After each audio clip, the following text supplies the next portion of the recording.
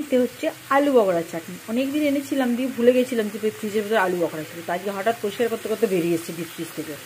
তো আমি ভাবলাম চাটনিটা করেই ফেলি তাহলে। টমেটো আর আলু বকড়া সিদ্ধ করতে দিয়েছি। এতে পড়বে দেখো, এই দেখো খেজুর, আর একটু খেজুর দে, আমসত্ত্ব। এবার যদি বলতে পারি এরকম করে কেন কেন চাটনি করছো? যেমন খিচুড়ি পেটে গেলে সব দিয়ে ঘেঁটে ঘ হয়, আমরাও চাটনিটাও ঘেঁটে ঘই করি। তার জন্যই চাটনি এভাবেই করি। দেখো ফুটবে যখন সব মেচাকার হয়ে যাবে। অত সুন্দর করে সাজিগুজি করে কোনো লাভ নেই। তো বিয়ে বাড়িতে খাচ্ছি না, নিজেদের পেটে ঢোকাচ্ছি। তাই নুন আর হলুদ দিয়ে আরামসে সিদ্ধ করবো। যখন এটা সেদ্ধ হয়ে যাবে আর একটু জল লাগবে, জলটা একটু কম হয়ে গেছে, ঠিক আছে? আর একটু জল লাগবে সিদ্ধ করার জন্যে। সব টোপা টোপা হয়ে উঠেছে, ফুটুস ফাটুস ফাটবে তো মুশকিল হয়ে যাবে তখন। ওই জন্য চাপা দিয়ে দেবো। এই বাপরে, এই জল কেন? এই জল ফোটায় না কেউ। এই দেখো 5 মিনিটে আলু বকড়া খেজুরের চাটনি complete.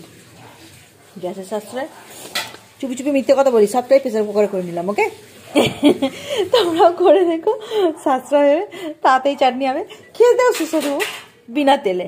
Okay, I love you subscriber.